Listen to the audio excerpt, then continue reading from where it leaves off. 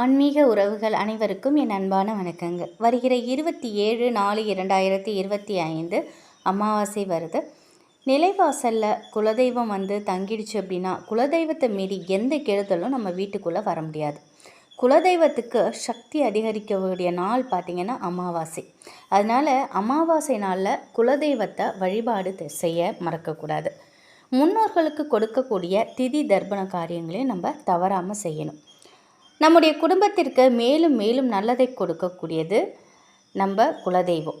நிலைவாசலில் குலதெய்வம் தங்க வேண்டும், நிலைவாசலை தாண்டி எந்த ஒரு கெடுதலும் நம்ம வீட்டுக்குள்ளே நுழையக்கூடாது அப்படின்னா, அமாவாசை நாளில் குலதெய்வத்தை வேண்டி செய்யக்கூடிய ஒரு எளிமையான பரிகாரத்தை தான் இந்த பதிவில் நம்ம தெரிஞ்சுக்க போகிறோம். அமாவாசை நாளில் மாலை 6 மணிக்கு பூஜை அறையில் விளக்கேற்றி குலதெய்வத்தை மனசார பிரார்த்தனை பண்ணிக்கோங்க. உங்களால் முடிந்தது அப்படின்னா அன்றைய தினத்தில் ஞாயிற்றுக்கிழமையில் அமாவாசை வருது, அன்றைய நாள் முழுவதுமே உங்களுக்கு அமாவாசை திதி இருக்குது. எருக்கை இலை கிடைச்சதுன்னா எருக்கை இலை தீபம் ஏற்றுங்க. ஒரு தாம்பாளத்தை எடுத்து சுத்தம் பண்ணி மஞ்சள் குங்குமம் போட்டு வச்சுட்டு அது மேலே 2 எருக்கை இலை இல்லை 1 எருக்கை இலை வச்சு அந்த எருக்கை இலையை பறிச்சுட்டு நல்லா மஞ்சள் தண்ணியில் கழுவிடணும். அதை வச்சுட்டு அதற்கும் மஞ்சள் குங்குமம் போட்டு வச்சு அதற்கு மேலே ஒரு அகல் விளக்கு வச்சு தீபம் ஏற்றலாம். ஞாயிற்றுக்கிழமையில் இந்த தீபம் ஏற்றுவது நம்முடைய குடும்பத்திற்கு சுபிஷத்தை கொடுக்கும், நம் வீட்டில் உள்ள அனைத்து கெடுதல்களையும் நீக்கும் அப்படின்னு சொல்லலாம். உங்களால் முடிந்தால் அந்த ஒரு தீபத்தையும் அன்றைய நாளில் நீங்கள் ஏற்றுங்க.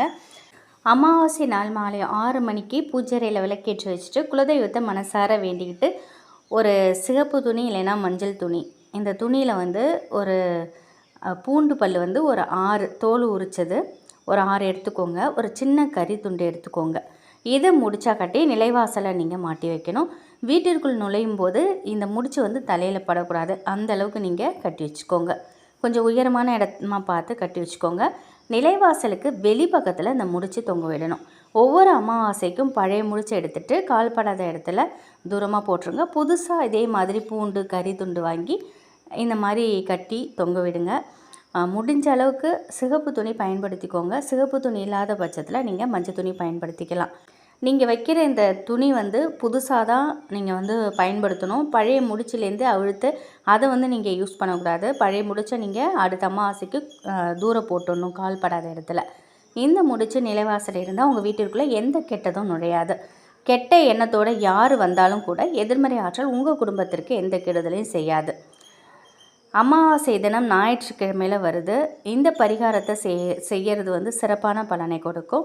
அமாவாசை நாளில் கட்டாயம் வீட்டில் திருஷ்டி இருக்கிறவங்களுக்கு திருஷ்டி கழிக்கணும். ஒரு கைப்பிடி கடுகு எடுத்துக்கோங்க. ரசத்துக்கெலாம் தாளிக்கிறோம் இல்லையா, அந்த கடுகு வீட்டில் இருக்கும் கடுகை நீங்கள் பயன்படுத்திக்கலாம். அந்த கடுகை வச்சுட்டு உங்கள் தலையை நீங்களே 3 முறை சுற்றி எண்ணெய் பிடித்த கண் திருஷ்டி கெட்ட திருஷ்டி எல்லாமே விலகணும் அப்படின்னு சொல்லி மனசார வேண்டிக்கிட்டு இந்த கடுகை கொண்டு போய் நெருப்பில் போட்டுருங்க. இல்லைன்னா ஒரு மண் அகல் விளக்கில் கட்டி கற்பூரத்தை வச்சு அதை ஏற்றி கூட அதில் நீங்கள் கடுகை போட்டுடலாம். கடுகு வெடிக்கிற மாதிரி உங்களை பிடிச்ச கண் திருஷ்டி கஷ்டம் எல்லாம் வெடித்து சிதறும்.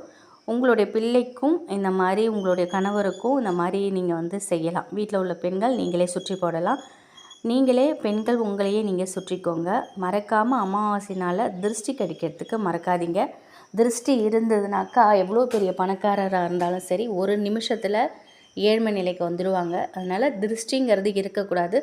திருஷ்டி போயிடுச்சு அப்படின்னாலே நிச்சயமாக நம்மை பிடித்த அனைத்து கஷ்டமும் போயிடுச்சு அப்படின்னு சொல்லலாம். அதனால் மறக்காமல் திருஷ்டி கழிக்க மறக்காதீங்க.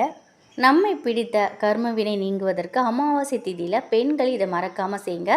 காலையில் எழுந்து வாசல் தெளித்து தண்ணி தெளித்து கூட்டுவீங்க இல்லையா, அப்போ அமாவாசை நாளில் நம்ம கோலம் போட மாட்டோம். இது நிறைய பேருக்கு தெரியும். கோலம் போடக்கூடாது.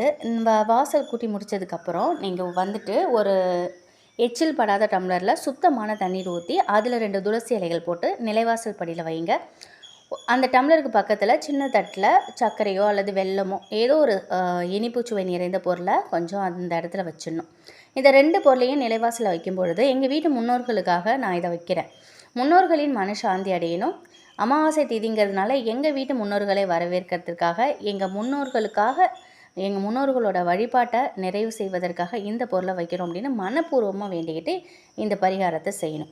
அமாவாசை திதிங்கிறதுனால உங்கள் வீட்டு முன்னோர்கள் நீங்கள் போடும் படையில் சாப்பிட்றதுக்காக உங்கள் வீட்டிற்கு வருவதாக சாஸ்திரத்தில் இருக்குது. அப்போது உங்கள் வீட்டில் நுழையும் முன்னோர்கள் அவங்களுக்காக வைக்கப்பட்ட இந்த தண்ணீரையும் இனிப்பு பொருளையும் பார்க்கும்போது மனம் குளிர்ந்து நமக்கு ஆசீர்வாதம் வழங்குவாங்க. அவங்க அமாவாசை திதியில் இந்த பரிகாரத்தை செய்வது ரொம்ப ரொம்ப சிறப்பு. நம்முடைய குடும்பத்திற்கே ஆசீர்வாதம் கிடைக்கும். பித்ரு தோஷம், முன்னோர் தோஷம் உள்ளவங்க எல்லாருமே இந்த பரிகாரத்தை செய்யலாம். யார் வேணாலும் இதை செய்யலாம். சில வீட்டில் பெண்களால் அமாவாசை படையல் போட முடியாது. காலையிலே அவசர அவசரமாக எழுந்து குளிச்சுட்டு வேலைக்கு போயிடுவாங்க. அப்படிப்பட்டவங்க இந்த பரிகாரத்தை செய்யுங்க. அமாவாசை படையல் போட முடியலைனாலும் படையல் போட்டு முன்னோர்கள் வழிபாடு செய்த புண்ணியத்தை இது நமக்கு கொடுக்கும். ஞாயிற்றுக்கிழமை காலையில் இந்த பொருளை வந்து நீங்கள் நிலைவாசல் படியில் வைக்கணும். அடுத்து திங்கக்கிழமை காலையில் எடுத்து தண்ணீர் கால்படாத இடத்துல போட்டுருங்க. சர்க்கரையை நிலைவாசலுக்கு வெளியில் தூவி விட்டுருங்க. அதை வந்து எறும்புகள் சாப்பிடும்போது நம்முடைய கர்ம வினைங்கிறது நிச்சயமாக குறையும். இந்த 2 பொருட்களையும் வந்து நீங்கள் உங்கள் கேட்டுக்கிட்ட வைக்கக்கூடாது. நிலைவாசல் கதவு இருக்குல்ல, அதற்கு பின்புறம் தான் நீங்கள் வைக்கணும். நம்ம வீட்டிற்குள்ளே நுழையும் போது கதவு பக்கத்தில் இந்த 2 பொருளையும் இருக்கணும். கதவை திறந்ததும் உங்கள் வீட்டு ஹால் வரும்ல, அந்த இடத்துல இந்த 2 பொருளையும் வைக்க தவறாதீங்க. நிச்சயமாக இந்த ஒரு வழிபாட்டை நீங்கள் செய்துக்கிட்டு வாங்க. அமாவாசை மறக்காமல் செய்துக்கிட்டு வாங்க. நம்மை பிடித்த கர்ம வினை தீர்ந்துச்சு அப்படின்னாலே நம்மகிட்ட இருக்கக்கூடிய அனைத்து கஷ்டங்களும் நம்மளை விட்டு போயிடும்.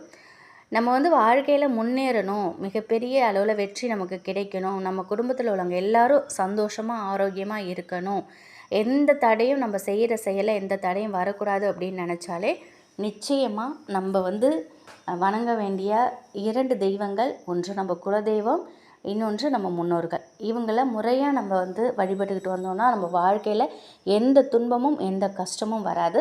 அமாவாசை பௌர்ணமிலாம் பிரபஞ்ச சக்திங்கிறது பிரபஞ்சத்தில் நல்ல சக்தி அதிகமாக இருக்கும்.